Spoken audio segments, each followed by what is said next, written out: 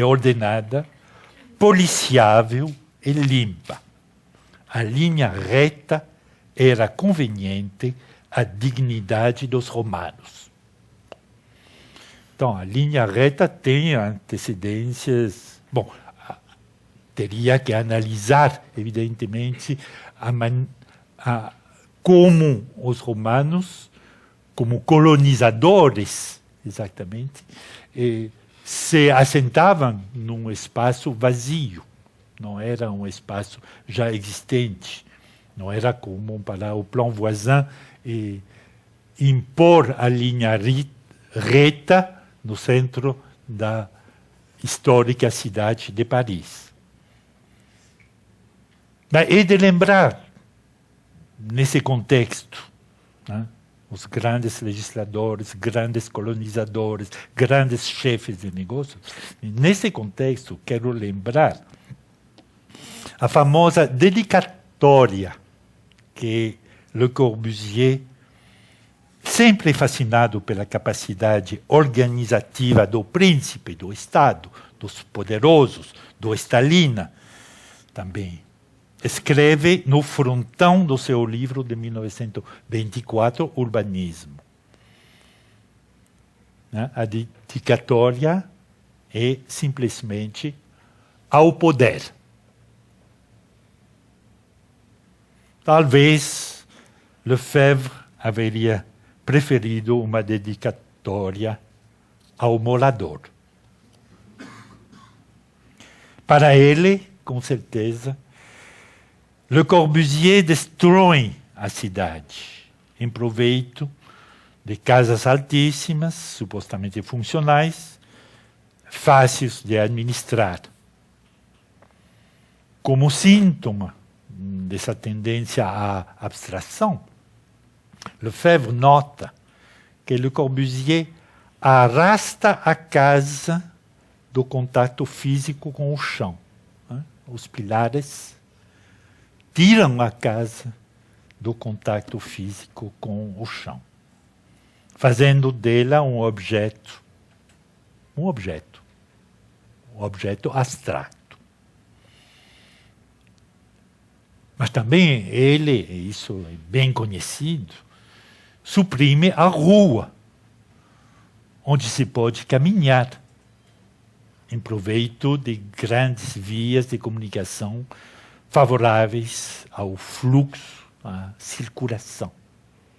Então, tudo isso impede de pensar a cidade como um espaço cotidiano para a gente, como o lugar de vida dos moradores.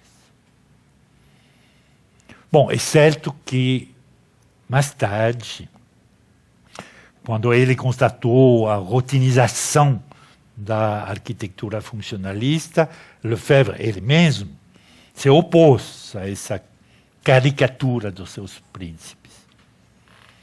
Mas as suas teorias, seu Siam, do primeiro pós-guerra, ficaram como a receita simples para produzir moradias sem ter que pensar demais aos moradores. Na visão tecnocrática, digamos, do Corbusier, o urbanista tinha o secreto do bem morar. Bom, da mesma maneira que o livro de Cite é como uma reação ao plano de Barcelona de Ildefonso Serra, da mesma maneira a crítica de Lefebvre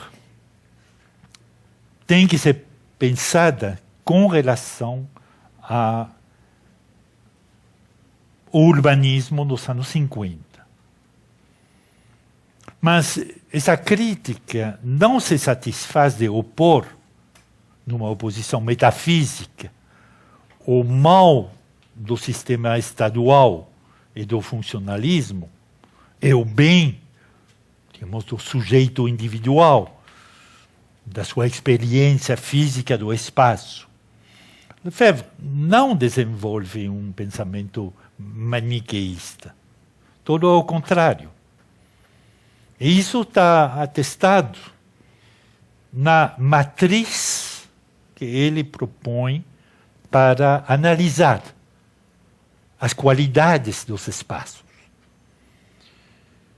Essa matriz repousa sobre 3 aspectos que devem ser considerados juntos no que toca às questões de espaço e que sempre mexem um com o outro. A matriz consiste em 3 pontos de vista.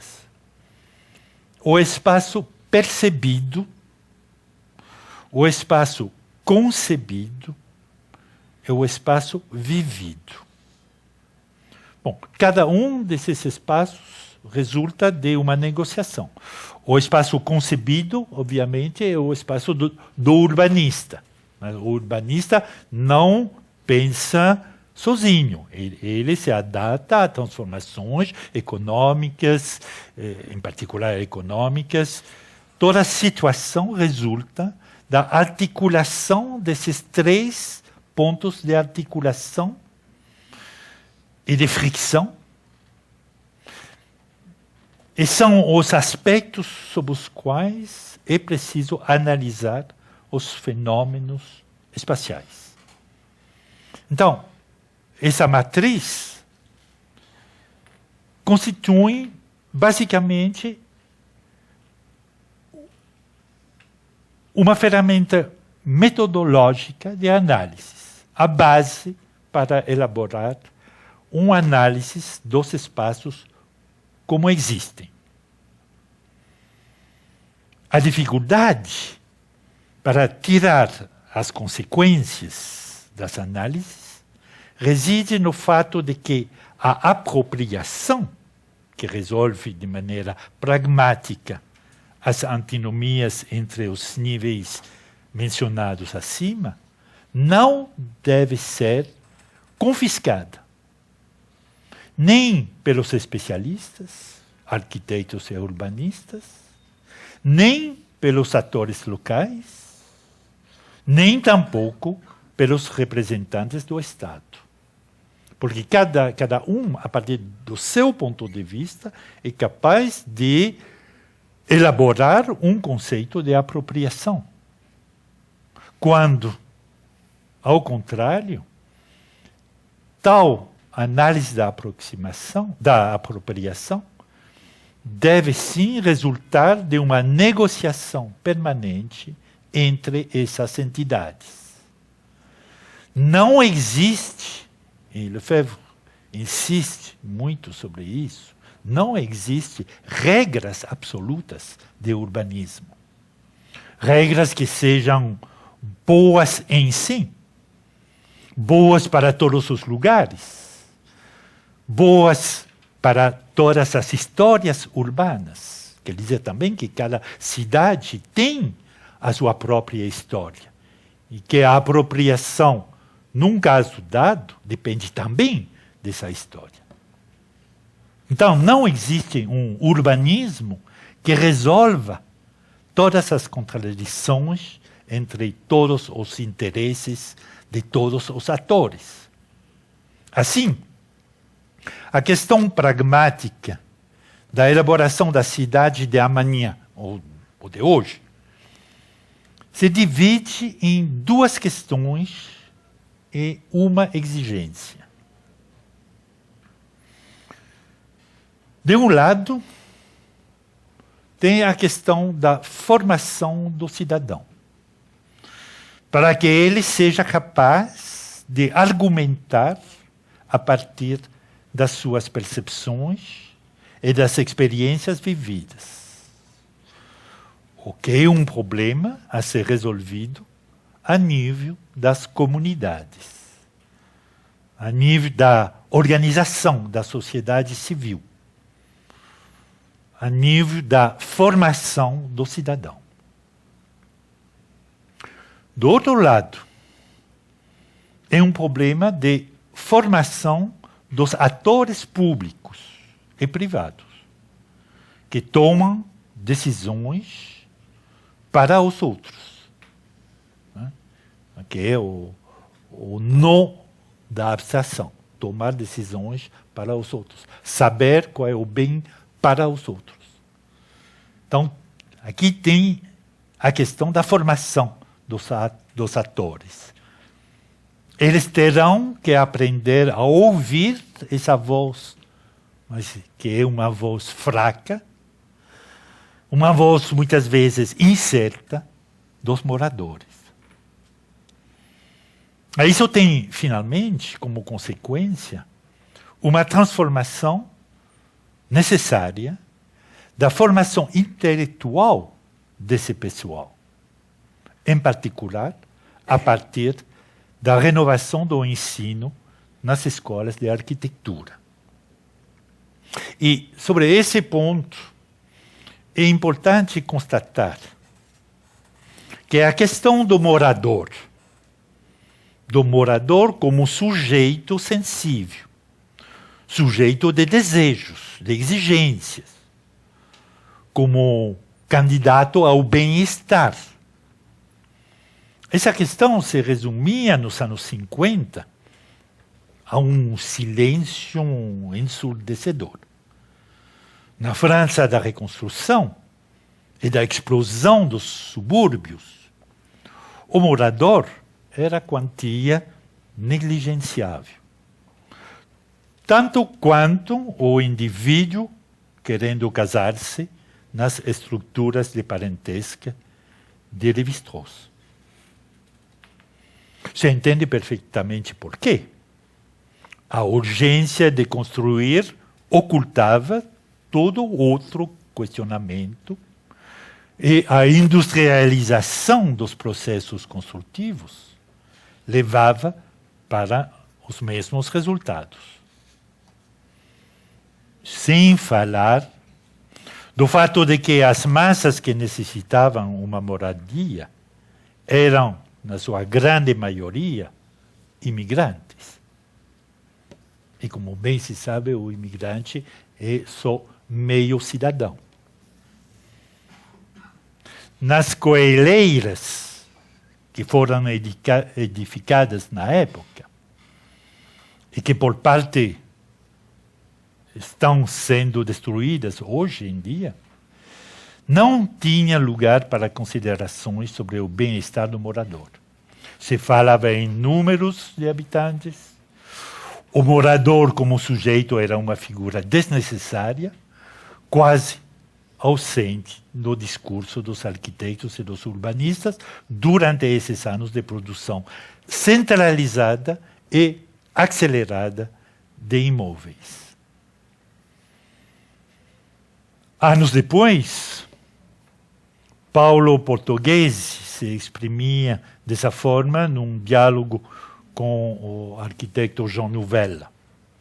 Dizia, em 1983, dizia Portuguesi: eu penso que é necessário reagir a essa concepção da cidade, que é somente o fruto da análise. O fruto da análise das funções separadas uma das outras. O subúrbio, porque a cidade moderna é um subúrbio, é verdadeiramente a homologação da quantidade, a abolição da qualidade individual, do elemento simbólico, da estrutura visual, que dá a possibilidade de se orientar, de encontrar o seu próprio espaço no centro, que permite uma identificação entre o espaço e o homem. Bom, acho que essa frase resume perfeitamente todo essa reflexão que está se desenvolvendo a partir do final dos anos 50 e que Portuguesi sintetiza nessa frase. No entanto, alguns pesquisadores, mesmo nos anos 50, haviam manifestado o seu interesse para a experiência social e sensível do espaço urbano e reclamavam contra esse urbanismo cego, produzindo uma arquitetura totalmente estandarizada. Fulminavam contra a degradação do métier de arquiteto, sob a pressão dos editais públicos, que eram responsáveis pela baixa qualidade das construções e a falta de ambição arquitetônica. Bom, são coisas hoje bem conhecidas em todas as megalópolis latino-americanas, chinesas, europeias, do mundo. Mas sobre esse movimento de crítica do final dos anos 50 e do começo dos anos 60, tem um livro muito interessante de Jean-Louis Violot, está na bibliografia, chamado Os Arquitetos em Maio 68. Foi publicado em 2005. Que analisa muito bem os efeitos dessa degradação da arquitetura e, sobretudo, como, a partir de 1962, ela suscitou, essa degradação suscitou um movimento crítico ao ensino nas escolas de arquitetura. É importante notar essa data, 1962, porque demonstra que o movimento de toma de consciência da obsolescência do ensino público no campo da arquitetura começou bem antes nessas escolas de arquitetura do que nas ciências sociais, que oficialmente desencadearam o movimento estudantil de 1968. Então, já em 62, nas escolas de arquitetura, e isto está muito bem detalhado com documentos no livro do Violot. Então, nessa precocidade do movimento crítico nas escolas de arquitetura, entra, sem dúvida,